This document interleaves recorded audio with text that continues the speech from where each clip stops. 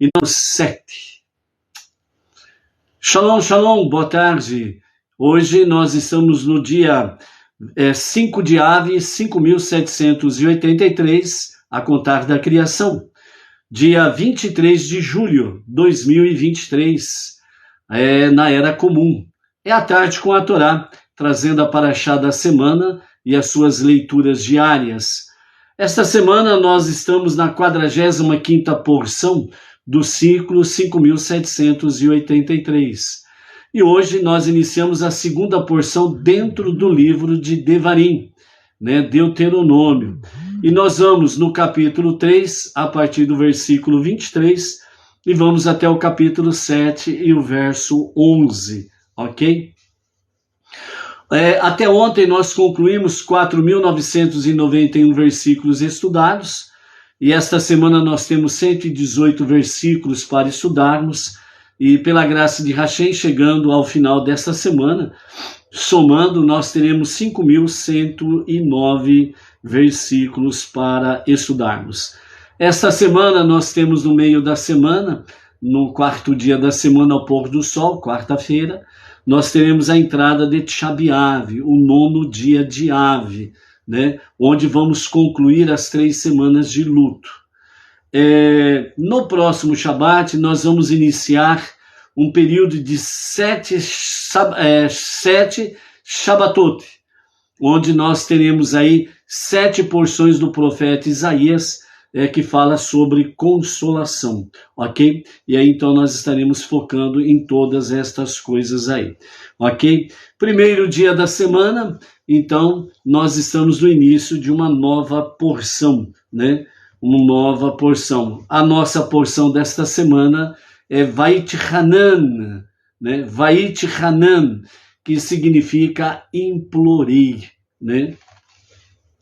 Então, com os comentários de Rashi, a introdução para a nossa Parashá da semana, a palavra Vayit Hanan significa eu pedi, eu implorei, em referência aos pedidos de Moshe para entrar na terra prometida, Então, Moshe diz, eu pedi a Deus, por favor, deixe-me atravessar e ver a boa terra que está no outro lado do Jordão, que é no capítulo 3, versos 23 a 25, que nós vamos refletir na nossa aliá de hoje. Compreensivelmente, as preces de Moshe para entrar na terra foram sinceras e persistentes. De fato, o Midrash relata que o uso pela Torá do termo incomum Vayit Hanan, cuja gemátria tem um valor numérico de 515, alude ao fato de que Moshe fez essa súplica nada menos do que 515 vezes, Vayit Hanan, ou seja, ele implorou, ele pediu a Hashem, como está no Midrash Devarim Rabbah, capítulo 11, verso 10. Ou seja, então, na realidade, Moshe, ele não fez um pedido ou alguns pedidos para entrar na terra prometida. Na realidade, ele fez 515 vezes, Então, é aqui onde que realmente nós temos aqui no versículo 26 do capítulo 3, onde Hashem, o Eterno, responde para Moshe dizendo, basta de seus pedidos, não fale mais sobre isso, ponto final, entendeu? Então, é essa realidade dos fatos aí, basta de seus pedidos, Então, significa que Moshe, ele fez um pedido de 515 vezes a Hashem para entrar na terra prometida, entendeu? Então vejam bem que, amados, a insistência de Moshe, ela não foi pouca não, ele de fato queria entrar na terra prometida, ok? Gilberto Pérez, shalom, shalom, boa tarde Gilberto Pérez, Baruch Hashem, a Luciana Rodrigues de Marília, também por aí, a Marli Aparecida Costa, A Marli Aparecida Costa é da região de Sorocaba, se não me falha a memória. A Edilane Minorello e o marido Claudemir, aqui de Bauru, da nossa sinagoga Bnei Noach, regional Bauru, também está por aí, Baruch Hashem. A Edna, né, que é a número 1, na poltrona número 1, na frente de todo mundo, está aí também. Ei, ai, ai. Baruch Hashem. Ok? Então vejam bem, amados, que a própria Parashá Vayit Hanan tem um valor numérico de 515, significando exatamente que foram 515 vezes em que realmente entrou na terra, pediu, né? Fez pedido na terra prometida, ok? Roberto Peixoto, shalom, shalom, boa tarde, primo, lá de Garça, né? Baruch Hashem aí para você, toda a família aí, todos os queridos aí de Garça, shalom, shalom. Tudo na Torá deve transmitir uma lição prática, nada está à toa na Torá. Não existe nada que caiu de paraquedas na Torá, os 5 primeiros livros da Bíblia. Tudo tem sentido, tudo tem significado, ok? Então, tudo na Torá transmite, de fato, uma lição prática para as nossas vidas. Mas este relato parece simplesmente descrever um evento histórico. E o que ele significa para nós, então os nossos sábios, os nossos mestres falam, né? A percepção geral acerca deste incidente é que as preces de Moshe não foram aceitas por Deus. E quando Deus se zangou, Moisés, ele interrompeu suas súplicas. Entretanto, nós devemos ter em mente que Moshe não estava rezando apenas por si mesmo, mas por todo o povo judeu. Se Moshe tivesse liderado o povo para dentro da terra prometida, segundo os nossos sábios, ele teria antecipado imediatamente a era messiânica, os dias de Mashiach. Entendeu? Então, na realidade, né, como diz outros comentários aí de Rashi, Maimônides, o nosso Rebbe Menachem Mendel, né, realmente Deus usou a desculpa, né, em que ele bateu na rocha para realmente dizer que ele não ia adentrar na terra prometida, né? Então, foi uma, entre aspas, né, foi uma desculpa que Deus encontrou para que Moshe não entrasse na terra prometida e não iniciasse de imediato naqueles dias, né, os dias de Mashiach, a redenção final, devido a vários fatores proféticos que ainda não tinha se cumprido, né? Então, Deus ele tomou as devidas precauções sobre esta questão. Então, Moshe poderia ter seguido a diretriz do Talmud. O que o dono da casa diz a você, você deve fazer, exceto quando ele fala para você sair, segundo o que nos diz o Talmud Pesachim 86b, né? Então significa que o dono da casa é ele que dita as regras, ou seja, Deus, o soberano dos mundos, o único que detém todo o poder nos céus e na terra, do mundo visível e do mundo invisível, é ele que realmente dita as regras. Por quê? Porque ele é o dono da casa. Ele é o dono do mundo. Não tem outro dono do mundo. É ele. Como também não existe outro salvador do mundo, ou das pessoas, da humanidade. Só ele, Deus, o único Criador, o único Redentor e Salvador, que é, de fato, o único Deus e o único Salvador. Então, de fato, ele disse a Moshe, basta. Não fale mais sobre isso, não peça mais. E aí, Moshe cessou os seus pedidos. Então, quando Deus, né, que é o verdadeiro dono de tudo, disse a Moshe para parar de rezar, ele abandona o pedido por Mashiach e sair da presença de Deus. Ele não precisava seguir as instruções do seu anfitrião, segundo a lei talmúdica, né? Então, assim, a despeito do fato de Moshe estar irritando Deus, por assim dizer, com suas preces insistentes, é muito improvável que Moshe tenha de fato parado de suplicar a Deus, mesmo depois de Deus ter dito, não fale mais, basta, não fale mais comigo sobre esse assunto, pois Moshe não estava rezando por si, mas ele estava, na realidade, rezando por todo o povo judeu. A geração que ele tirara do Egito, né, ele estava intercedendo por toda ela. E como um verdadeiro líder e amante de Israel, Moshe certamente teria se arriscado ao despertar a ira de Deus para fazer todo o esforço possível para o bem de seu povo. E esta é a lição para nós. Continuar a rezar por Mashiach de novo e de novo até sermos finalmente atendidos. Ou seja, a introdução da nossa paraxá da semana, Vaitchanan, que significa eu pedi, eu implorei para entrar na terra prometida, Moshe, ele estava num nível tão elevado de comunhão com Deus, de harmonia com Deus, que ele não estava apenas no sentido, assim, para nós entendermos, ele não estava apenas no sentido de falar e ouvir Deus, mas ele estava no sentido de falar, ouvir e ver Deus, né? Lógico que ele não viu Deus, mas assim, a sua harmonia com Deus era tal que falava, né, a expressão humana para entendermos, ele falava face a face com Deus, né? Não que ele via a Deus literalmente falando, né?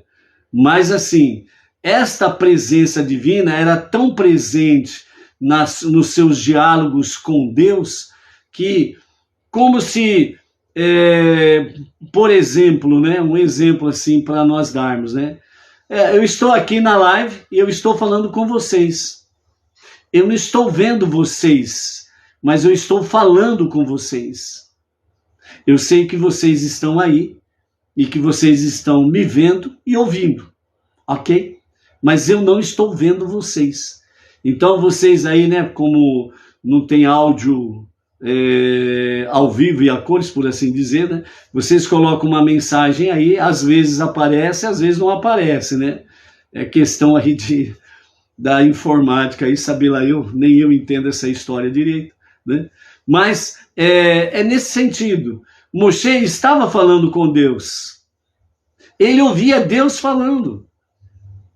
Ele não via Deus, mas ele sabia que Deus estava ali. Ele podia falar com Deus, ele podia ouvir Deus. Então, por isso que os nossos sábios falam que o nível espiritual de Moshe era tão elevado, Moisés não estava apenas limitado a ouvir e falar com Deus, sentir a presença de Deus, mas ele via, entre aspas, ele via Deus, né? Então é nesse nível que Moshe queria levar o povo a entrar na terra prometida, para não ficar apenas no ouvir Deus, mas ver Deus, né? Nesse nível elevado espiritualmente falando, ok? Então a preocupação de Moshe na realidade era essa. E Moshe sabia que se ele entrasse na terra prometida, os dias de Mashiach iriam se iniciar. Porque todo líder de cada geração, ele tem o potencial de ser Mashiach, de se revelar Mashiach. Entendeu? Então Moshe sabia disso daí. Esse alto nível elevado espiritualmente, ele sabia. Então a preocupação não era com ele, mas era com o povo, para que o povo pudesse entrar nos dias de Mashiach e já realmente descansar de todas as adversidades. Mas, né, não era o tempo, não era a hora para o início da redenção final com o Mashiach, ok? E por isso Deus disse para ele, basta, não me fale mais sobre isso daí, ok? Então, essa é a nossa paraxá da semana, que nós vamos ter aí pela frente, aí, ok? Baruch Hashem. A Célia Bina chegou por aí, Baruch Hashem. Célia, coloca aí o nome da cidade também, Baruch Hashem. Também o nosso Shalom e um Shavuot Tov, né, o início de uma nova semana, para vocês, familiares, negócios, sucesso em todos eles, né? Então vai para o Adilson César Lins, a Miriam Oliveira Vidal, da Serra do Mel, Rio Grande do Norte, o casal Maristela Correia e Ronaldo Pereira, da cidade Raul Soares, né, Minas Gerais, Ulisses Leite, Maceió, Alagoas, Eliana Ferreira, Nova Friburgo, né, cidade serrana lá do Rio de Janeiro. O Euler Gabriel, a Bersa 3301, essa é a identificação desta pessoa, ok? A Laura Jesus, de Maracanaú, no Ceará.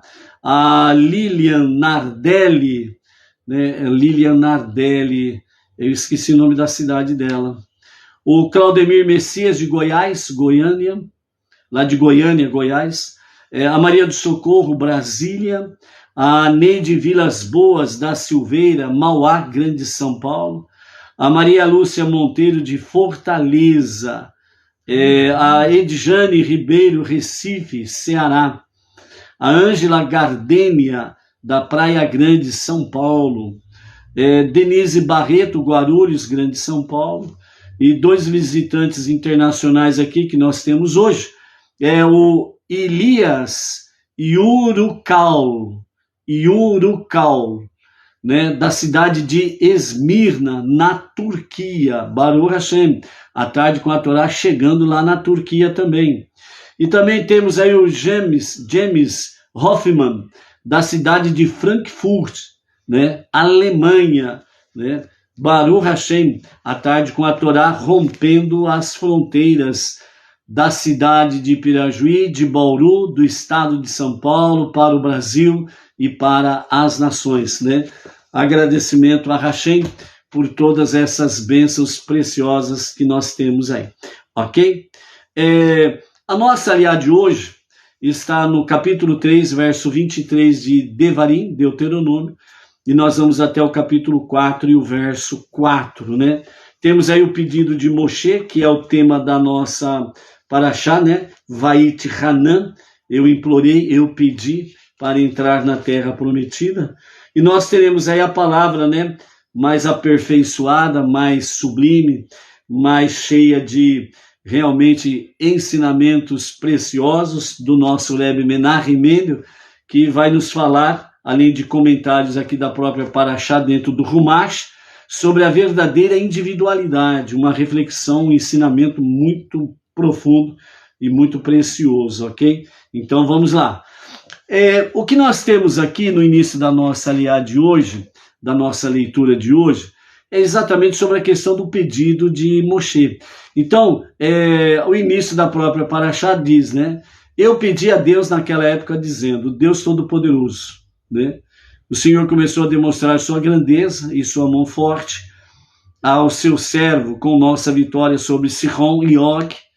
Pois quem é como Deus no céu ou na terra que pode realizar atos e feitos poderosos como o Senhor?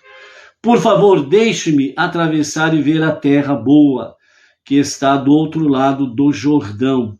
Este monte bom está se referindo a Jerusalém. E o Levanon, né? O Levanon está se referindo exatamente ao templo sagrado em Jerusalém. Ou seja, Moshe já estava numa visão tão sublime, né, num nível tão elevado, espiritualmente falando, que o templo ele já tinha até a visão do templo que seria construído, né, por isso ele fala Levanon, né, exatamente o templo sagrado. Mas Deus irou-se comigo por causa de vocês, e ele não me escutou. Deus me disse, basta de seus pedidos, não fale mais comigo sobre esse assunto. E se você quiser ver a terra, vá para o topo do monte e erga seus olhos, né, em direção ao oeste, ao norte, ao sul e ao leste, e veja a terra daí com os seus olhos, né? Faz pouco tempo, né, que existe a famosa terceira visão, terceira dimensão, né? E na realidade Moshe já tinha isso daí há muito tempo já, né? Então o famoso 3D, né, que falam por aí, né, sobre questão de filmagens e companhia limitada, né, 3D, né, então Moshe já vivia isso daí já tranquilamente, né. Quando ele subiu no monte para ver a terra, Deus fez com que ele visse a terra em 3D, 4D, 5D, 10D, 1000D, e por aí afora vai, em 1000 dimensões e companhia limitada. Entendeu? Por quê? Porque ele viu toda a terra de Israel, de norte a sul, leste a oeste. Suba ao monte. e veja a terra de norte a sul, leste a oeste. Ergue os seus olhos. Ou seja, Moshe ele já visualizou nas terceiras e até milésima dimensão, né, na famosa visão 3D, né, por aí afora vai, ele visualizou toda a terra.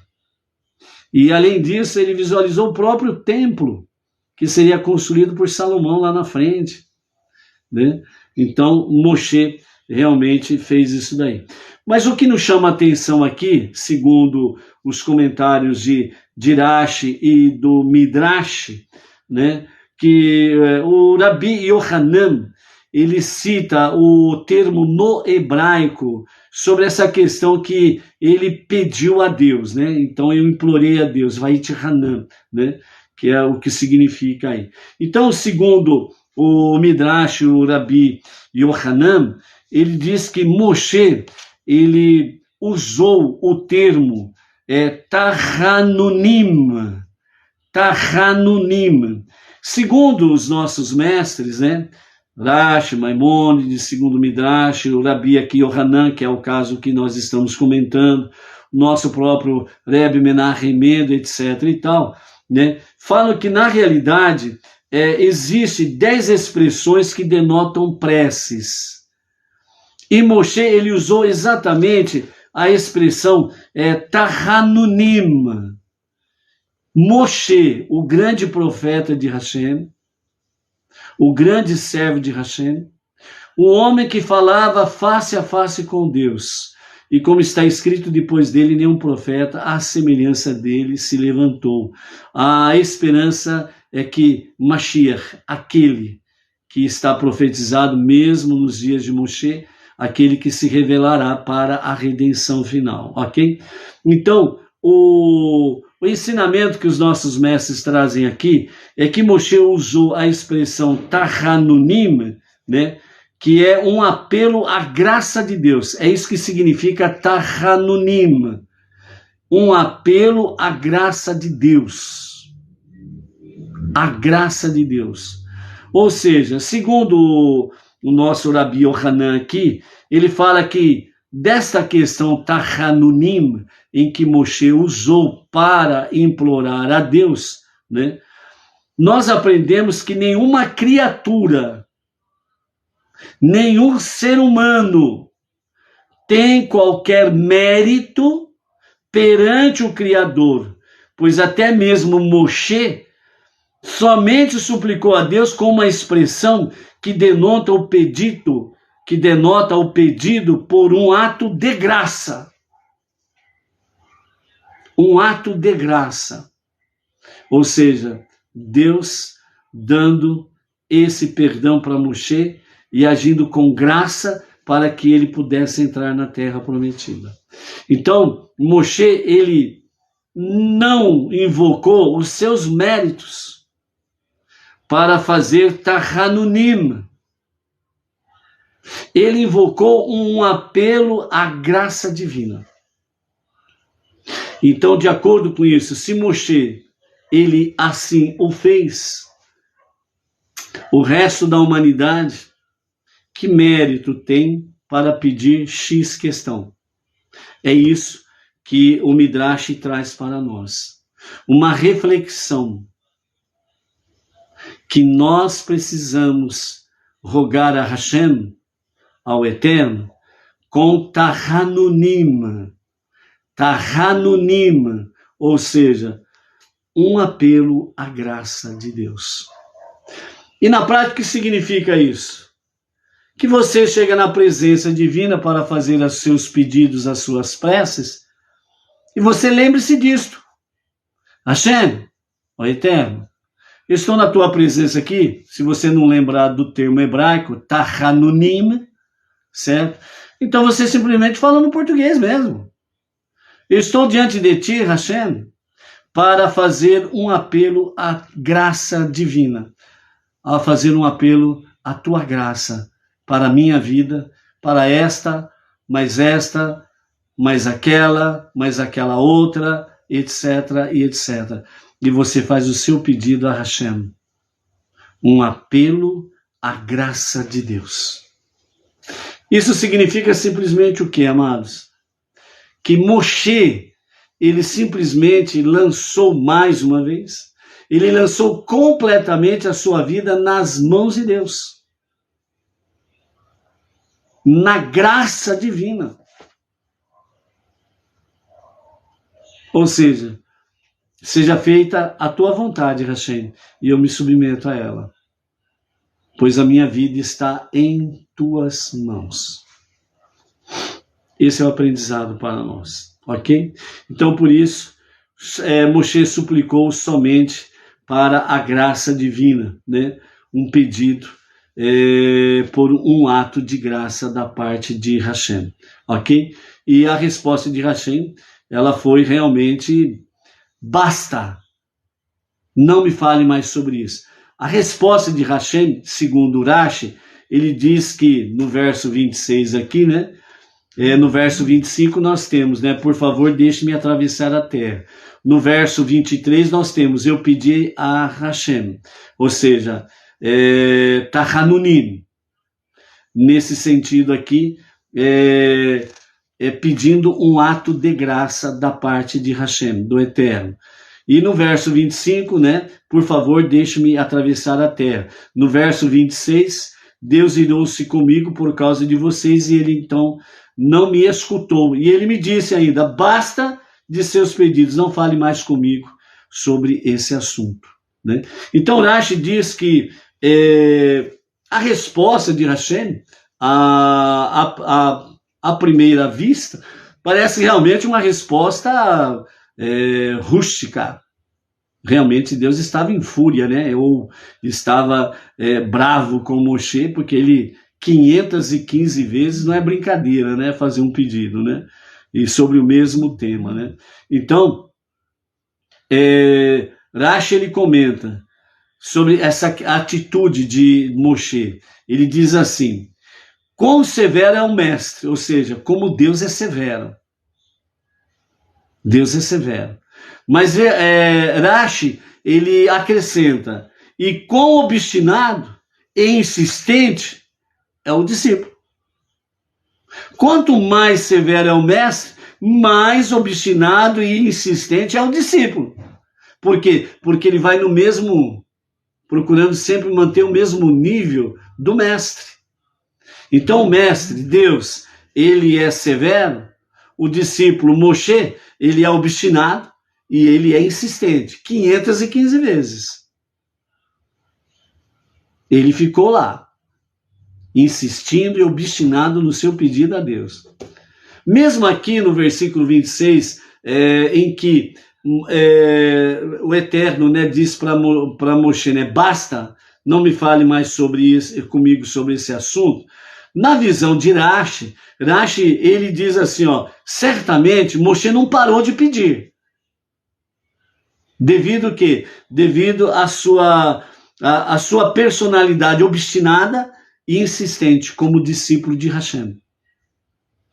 Então, assim, na visão de Rashi, ele acha que Moshe, ele realmente foi mais insistente. Ele falou mais vezes antes de as cortinas se fecharem e Yehoshua assumir o povo, né, a liderança do povo, e o povo começar, né, realmente a se distanciar de Moshe, porque Moshe vai subindo para o monte, né, porque a ordem de Deus é para subir ao monte, onde ele se juntaria com seus antepassados, né? Então, até esse momento de se fechar a cortina, na visão de Rashi, ele acha que Moshe, ele não parou, ele continua insistindo lá, né? E uma outra explicação para isso também, né? Mais do que isto está reservado para você, disse Deus a Moshe. Muito mais bondade espera por você no mundo vindouro. Ou seja, você tem muito mais a receber do que você entrar na terra prometida. Então, na visão de Rashi, Deus estava também dizendo isso para Moshe, que coisas melhores, mais sublimes, mais elevadas estão reservadas para você. Muito mais bondade espera para você no mundo vindouro, Olam Rabá, né? E uma das características aí dos dias de Mashiach, né, segundo os nossos mestres, é que, de fato, Moshe, ele estará entrando, né, com aquela geração dos 600 mil homens que saíram do Egito a contar da idade de 20 a 60 anos de idade, né, que ressuscitarão nos dias de Mashiach, né? Moshe estará à frente desta geração do deserto para entrar, né, por um dos portais de Jerusalém, né, encaminhando o povo em direção ao templo que será construído nos dias de Mashiach, na redenção final, ok? Então, muito mais coisas está reservada para isso daí. Baruch atah Adonai Eloheinu melech haolam asher hakol yamid baruch. Os nossos mestres do Hassidismo nos fala por que Moshe queria entrar na terra. Ele precisava comer dos seus frutos e desfrutar dos encantos da terra? Moshe disse: foi ordenado ao povo judeu cumprir várias mitzvot, vários mandamentos, que somente podem ser observados na terra de Israel. Eu entrarei na terra para que todas as mitzvot sejam realizadas através de mim, como está escrito em Sotá 14a. Ou seja, Moisés sabia que o trabalho de suas mãos era eterno. Moisés tinha esse conhecimento, que todas as suas ações, elas estavam repercutindo por toda a eternidade, não somente naquele momento presente, mas elas estavam repercutindo para toda a eternidade. Ou seja, as ações de Moshe eram ações que estavam sendo escritas para a eternidade, registradas na eternidade. Ou seja, Moshe fisicamente, ele estaria oculto, mas os seus feitos continuariam vivos. Como diz a sabedoria judaica, um tzadik não morre, ele continua vivo e continua trabalhando mais do que enquanto estava a sua alma divina limitada ao seu corpo físico. Entendeu? Isto é questão de fé e confiança em Deus, ok? Então, por isso, Moshe sabia exatamente desta realidade. E ele sabia que se tivesse liderado o povo para dentro da terra de Israel, né, então o templo não seria destruído, como aconteceu a destruição dos dois templos. E também o povo judeu jamais seria exilado, né? Ou seja, ele sabia que os dias de Mashiach iniciariam imediatamente com a sua entrada na terra prometida. Não haveria guerra.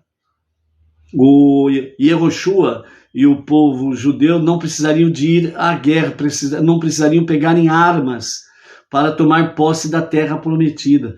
Tudo aconteceria de forma sobrenatural, sem nenhum derramamento de sangue, sem morte, sem nada. Seria apenas posse realmente da terra, e os dias de Mashiach iniciariam, ou seja, não haveria mais animosidade entre as pessoas e entre as nações, etc. e tal. Então assim Moshe, ele não disse, eu entrarei na terra para que eu possa realizar todas as mitzvot. Então o sentido de Moshe não era esse, eu. Porque Moshe ele nunca usava a primeira pessoa. Só no capítulo, aliás, só no 5º livro de Devarim que ele usa a primeira pessoa. Porque ele está recapitulando toda a Torá para essa nova geração que vai entrar na terra prometida. Pois sua preocupação não era pessoal.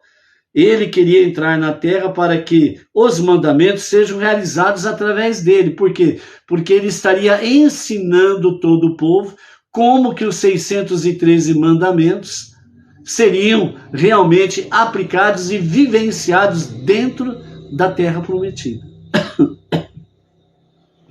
Ou seja, para que os mandamentos observados na terra de Israel fossem resultados da liderança dele, de Moshe, sendo, portanto, eternas, sem interrupção ou exílio. Então, Moshe sabia dessa realidade, e por isso ele, Vait Hanan, eu implorei, né? E ele usou o termo Tahanunim, né? Que é um dos 10 termos, né? Ou expressões sobre a questão de preces, e ele usou exatamente a Tahanunim, que é uma súplica, um apelo à graça de Deus, né? Para que a graça de Deus se manifestasse pudesse realmente reverter o seu decreto e ele pudesse entrar na terra prometida. Mas isto não aconteceu, porque não era tempo de ser os dias de Mashiach, ok? No capítulo 4, no verso 1, nós temos: agora, Israel, escute os mandamentos suprarracionais e os mandamentos racionais que eu lhes ensino como cumprir, a fim de que vocês possam viver. Venham e tomem posse da terra que Deus, o Deus de seus antepassados, está lhes dando. Não acrescentem nenhuma cláusula adicional à palavra da Torá que eu lhes ordeno, e nem subtraiam nenhuma cláusula delas, a fim de preservar os mandamentos de Deus, seu Deus, os quais eu lhe ordeno. Seus olhos viram o que Deus fez em Baal-Peor, pois Deus, seu Deus, eliminou cada homem dentre vocês que foi atrás de Baal-Peor. Mas vocês que permaneceram ligados a Deus, seu Deus, estão todos vivos hoje.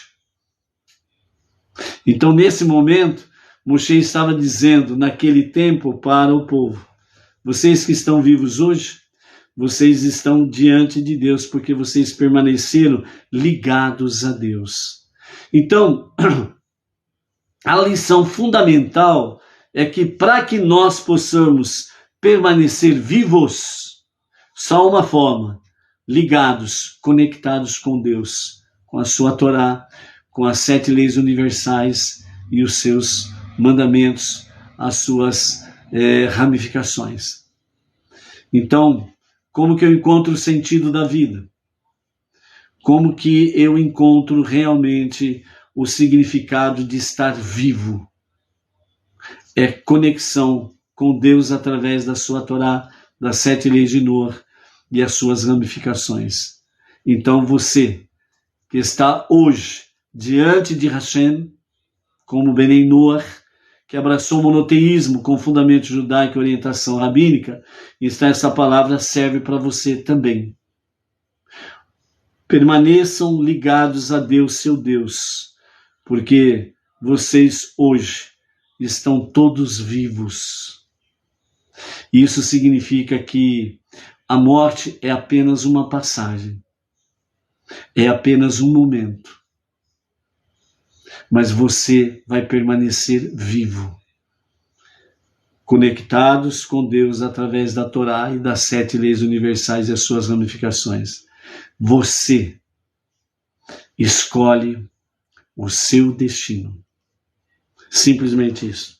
Então, por isso, aqui, Moshe, ele fala, né, segundo os nossos mestres do Hassidismo, né, agora, Israel, escute.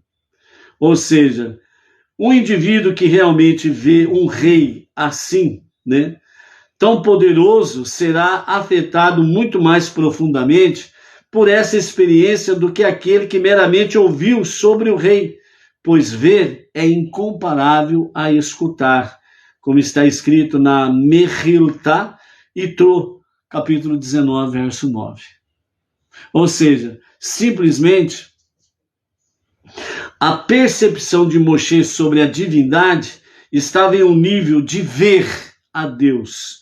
Portanto, ele queria liderar o povo para dentro da terra de Israel, para elevar o povo ao mesmo nível de ver a Deus. A divindade dentro da terra. Assim ele disse: por favor, deixe-me atravessar e ver a terra boa, que nós vimos ali no versículo 25 do capítulo 3, ali atrás. Entretanto, Deus não atendeu o pedido. Assim, Moshe começou a se dirigir ao povo com as palavras: agora, Israel, escute. Porque Moshe reconheceu que ele somente poderia inspirar o povo judeu a se conscientizar de Deus no nível de escutar e não de ver.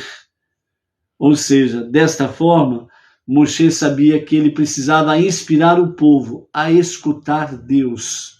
Isso daqui está exatamente numa preparação para o... Nós estamos no capítulo 4, ok? De Deuteronômio. Isso é exatamente uma preparação que Moshe está fazendo para poder transportar o povo ao capítulo 6, a partir do versículo 4, que nós temos a primeira parte do Shema. Shema Israel, Hashem Eloheinu, Hashem Echad. Ouve, ó Israel, escuta, ó Israel. O Eterno é o nosso Deus, o Eterno é um. Então aqui Moshe está preparando o povo para o grande momento do Shema. E nós estaremos trazendo aqui, né, o Shema está na... Deixa eu ver qual que é a aliá. Acho que é a aliá de quarta ou quinta-feira.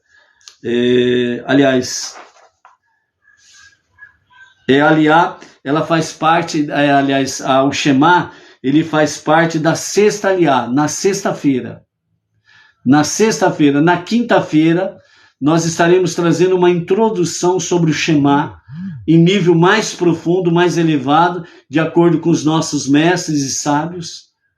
Nós estaremos trazendo na quinta-feira várias partes sobre o Shema, para trazer a cada um realmente a preciosidade, o Shema, a sua forma sublime, espiritual, elevadíssima do Shema. Então, na quinta-feira, nós já estaremos trazendo essas introduções, alguns ensinamentos sobre a questão do Shema. Na sexta-feira, estaremos trazendo um pouco mais e trazendo também tanto a primeira estrofe do Shema, e estaremos também falando sobre as outras duas estrofes do Shema, que completa todo o Shema. Ouve, ó Israel, ou escuta, ó Israel. Então, nesse aspecto aqui, nós temos de fato dentro do hebraico escuta, porque existe uma diferença de você ouvir e escutar. Ouvir é externo.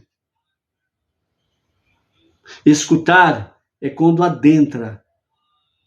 Escuta, ela adentra ao nosso aparelho auditivo e isso sobe para a nossa mente, onde está a nossa alma divina.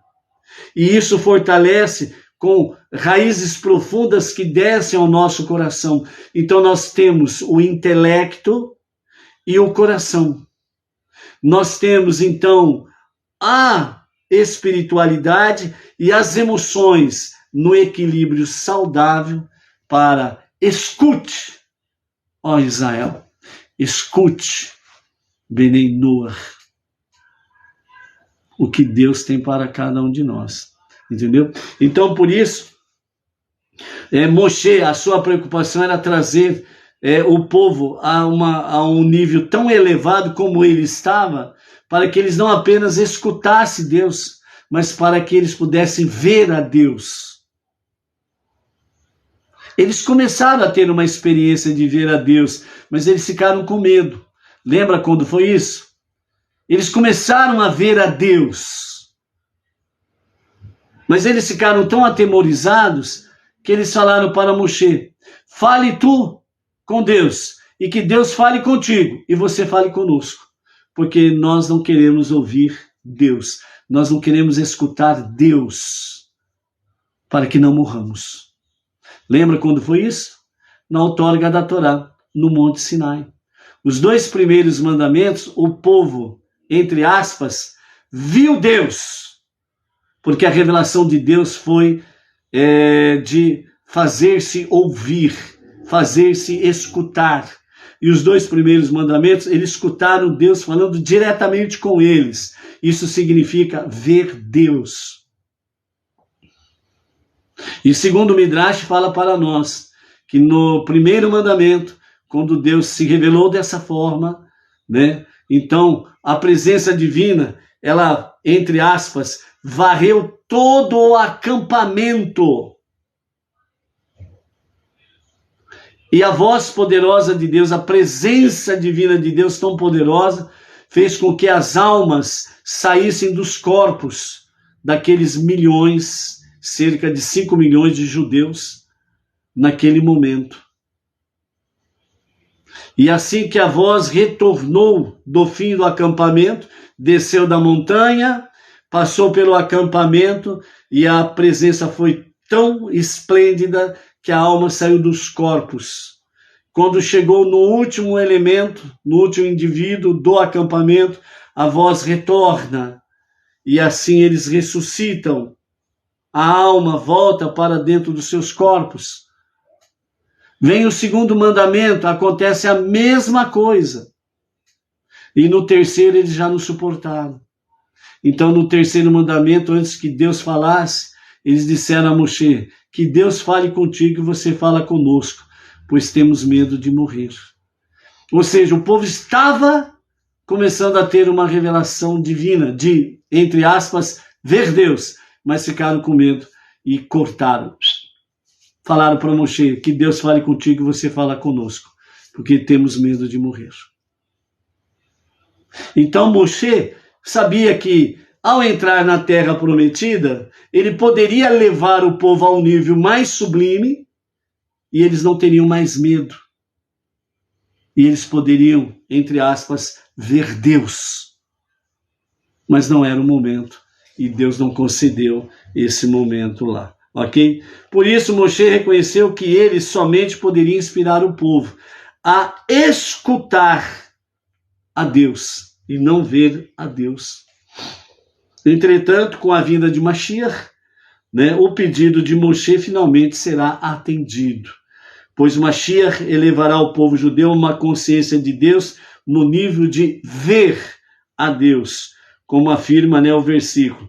Eu mostrarei a vocês maravilhas, segundo a Mishnah, segundo a Michá, capítulo 7, verso 15, Michá é o livro do profeta Miqueias, Michá.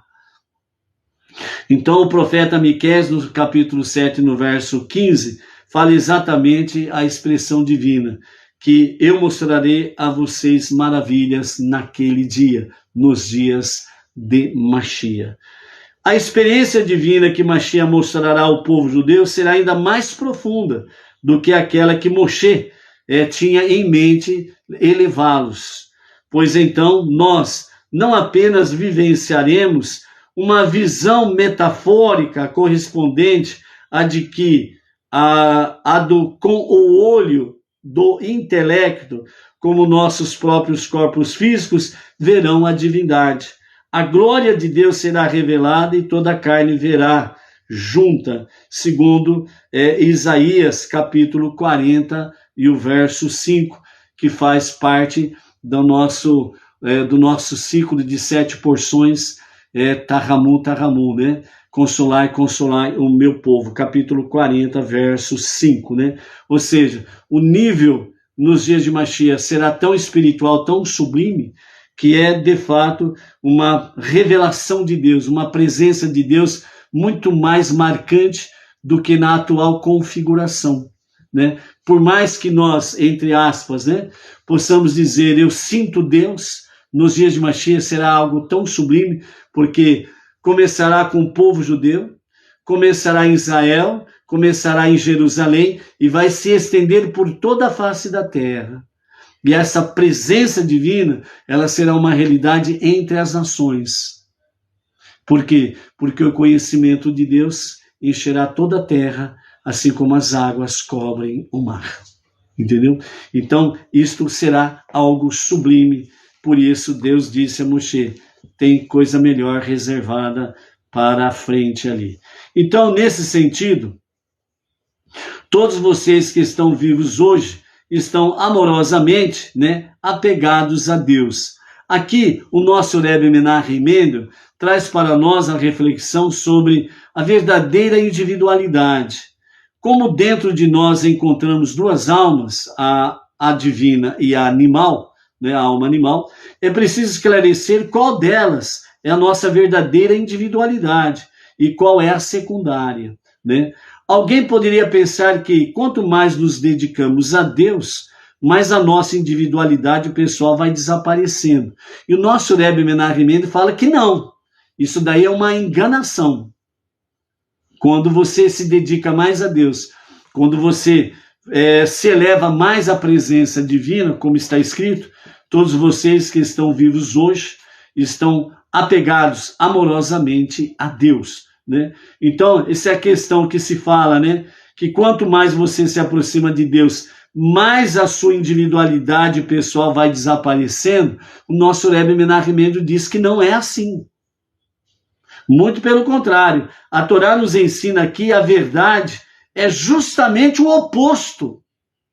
Nossa verdadeira individualidade, ela depende diretamente da profundidade do nosso apego a Deus, porque assim a nossa individualidade, ela vai ser divina e não animalesca. Então, na realidade, ou você tem uma individualidade animalesca, que é dominada pela alma animal, ou você tem uma individualidade divina, onde mais estás apegado a Deus, a Torá, as 7 leis de Noah e as suas ramificações. Mais você está apegado a Deus, mais a sua alma divina está mostrando a individualidade. E essa individualidade é um grande benefício para nós. Porque a questão de a individualidade pessoal vai desaparecendo, isso significa que você perde a sua identidade. E Deus não quer que você perca a sua identidade.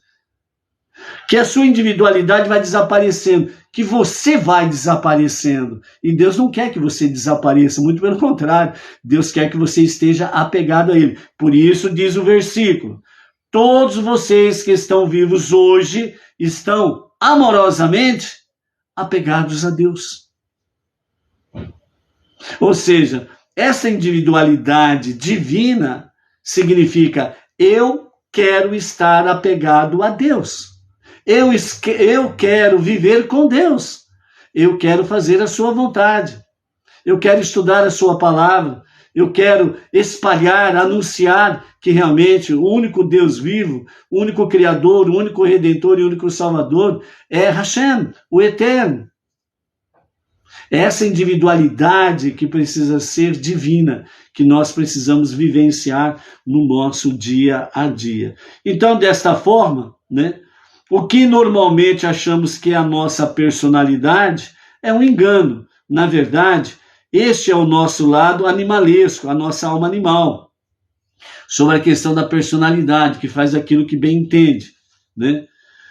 Como compartilhamos os mesmos instintos animalescos do resto do mundo, a personalidade gerada por esses impulsos constitui, no máximo, uma variação de tal tema comum, vivido por todo mundo. Portanto, a aparente individualidade desse aspecto da nossa personalidade é, de fato, uma ilusão, que é exatamente o quê? A questão da personalidade que vem da alma animal. Na realidade, é uma ilusão. Isto é algo que não persiste. Não tem pernas para persistir pela eternidade afora. A nossa alma divina, sim. Por quê? Porque a nossa alma divina já diz o nome, é divina, com Deus. E Deus é infinito. A alma divina está nessa infinitude também.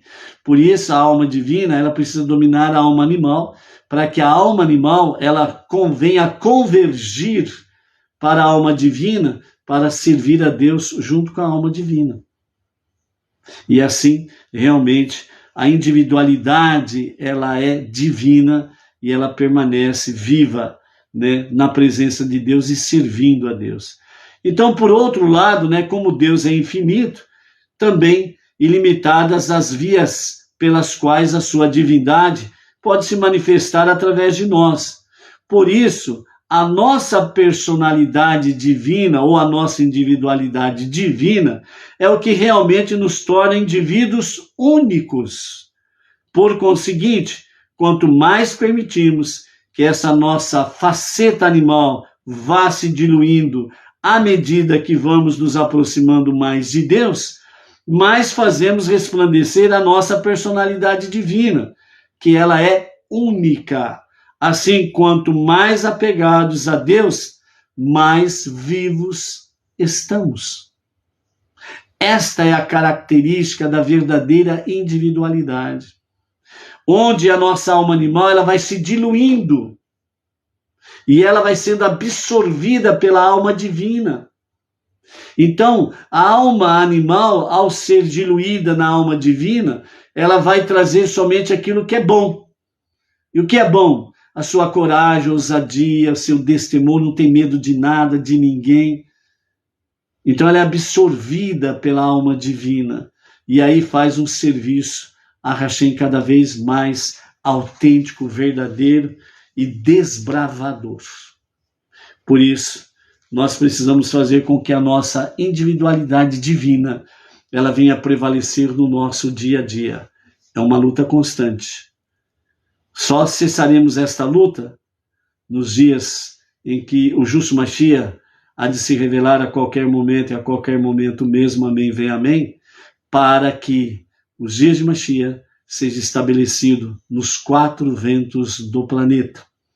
E aí, então, nós teremos esta elevação e não teremos mais que nos preocuparmos com a nossa alma animal, porque aí ela será totalmente absorvida pela alma divina. Mas enquanto não chega a isto, nós não podemos fraquejar, nós não podemos, como diz, nós não podemos perder a vigilância, precisamos estar em constante vigilância, ok? Conto com as vossas preces para o nosso plantão noturno, né? Mais um plantão aí pela frente, né? E que sejamos guardados aí como a retina dos olhos de Hashem de todo e qualquer mal, e assim sucessivamente, ok? E que, com a graça de Hashem, amanhã estaremos de volta com a tarde com a Torá. Por isso, a individualidade divina é onde que nós permanecemos vivos diante de Hashem. Então, permaneça vivo. Você, somente você, tem esse poder de o fazer. Shalom, shalom. Até amanhã.